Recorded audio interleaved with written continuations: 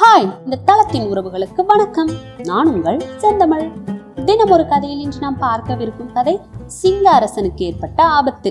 சரி, வாங்க கதைக்குள்ள போகலாம்.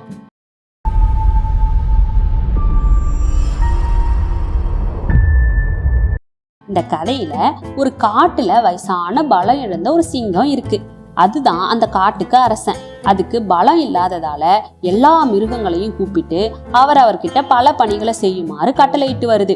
சிங்கத்தோட உடலை கவனிக்க வேண்டிய பொறுப்பை காக்கை கிட்டையும், சிங்கத்துக்கு தேவையான உணவை சுமந்து வரும் பணி கழுதையிடமும் கொடுக்கப்பட்டிருக்கு. கழுதைக்கு உணவை சுமப்பது மிகவும் கடினமான வேலையா இருக்கு. பொதி சுமக்கும் மிருகம்னு சிங்கம் என்ன அழைக்குதே, அதுக்காகத்தான் நான் படைக்கப்பட்டேனா அப்படின்னு தனக்குள்ளேயே சொல்லிக்கிட்டு வருந்துகுது. சுண்டெலி சிங்கராஜாவோட அரசவை விகடகன். சிங்கத்தை மகிழ்ச்சியா வைக்க வேண்டியது அதோட பணியாகும். அதனால ஒல்லியான பின்னங்கால்களை தூக்கி காட்டும், தன்னுடைய மீசைய தடவி கொடுக்கும், கண்களை மாறு கண்களா வச்சுக்கும், தன்னோட கூர்மையான காதுகள்ல அதுவே கிச்சு கிச்சு ஊட்டி கொள்ளும். இப்படியே ஒவ்வொருவருக்கும் ஒரு பொறுப்பு தரப்பட்டிருக்கு. நரி சிங்கத்துக்கு ஆலோசகரா இருக்குது. காடு சம்பந்தமான எல்லா விஷயங்களிலும் நரி தான் சிங்கத்துக்கு வழிகாட்டியா இருக்கு. நரி எப்போவும் சிங்கத்தை புகழ்ந்து பேசிக்கிட்டே இருக்கும். ஆனா தனக்கு வேண்டியதை சிங்கத்துக்கிட்ட இருந்து பெற்றுக்கும். ஆனா மற்ற மிருகங்கள் சிங்கத்தோட கொடிய ஆட்சியின் கீழே துன்பத்தை அனுபவிச்சுட்டு இருக்குதுங்க.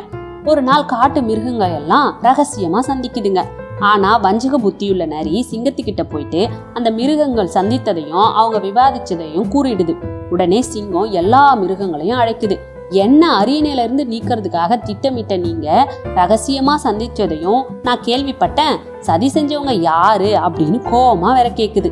எல்லா மிருகங்களும் பயந்து நடுங்குதுங்க. யாரோ ஒரு துரோகி தங்களை காட்டி கொடுத்ததை அதுங்க உணருதுங்க. பெரிய தண்டனையை எதிர்பார்த்து நடுங்கியவாறே அதுங்க எல்லாம் எழுந்து நிக்குதுங்க. எல்லா மிருகங்களையும் கொன்று விடுங்கள் அப்படின்னு சிங்கம் கர்ஜிக்குது. எல்லா மிருகங்களும் அமைதியா இருக்குதுங்க. திடீர்னு கிரீச்னு ஒரு குரல் கேக்குது. அது அந்த சுண்டலியோட குரல் தான். இது நாயல்ல அப்படின்னு அது கத்துது. அப்படின்னு மற்றொன்றும் முணங்குது. நீதியை நிலைநாட்டுங்க அப்படின்னு கத்துது தவளை. ஆமா, அதுதான் சரின்னு யானைகள் சத்தமா பிளிருதுங்க.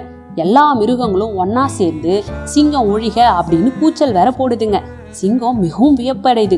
என்ன செய்யறதுன்னே அதுக்கு தெரியல. அவசரமா நரிய கலந்தாலோசிக்குது. நரியால ஒரு தீர்வும் சொல்ல முடியல. நரி மீது கோபம் வருது சிங்கத்துக்கு. தனக்கு ஆபத்து நேரிடும் அப்படிங்கறத உணர்ந்த நரி அங்க இருந்து ஓட்டம் பிடிச்சு ஓடிடுது.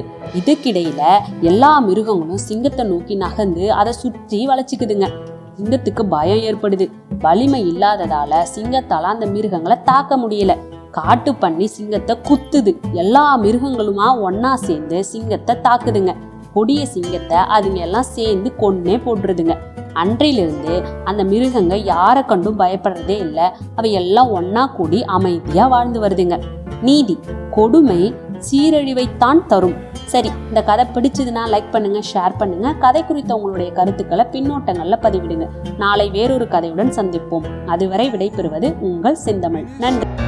I don't ever slow up, no I don't take shit. I got no love for the fakeness. If you wanna play tough and wanna hate this, I'll always show up and make a statement. I don't ever slow up, no I don't take shit. I got no love for the fakeness. If you wanna play tough and wanna hate this, I'll always show up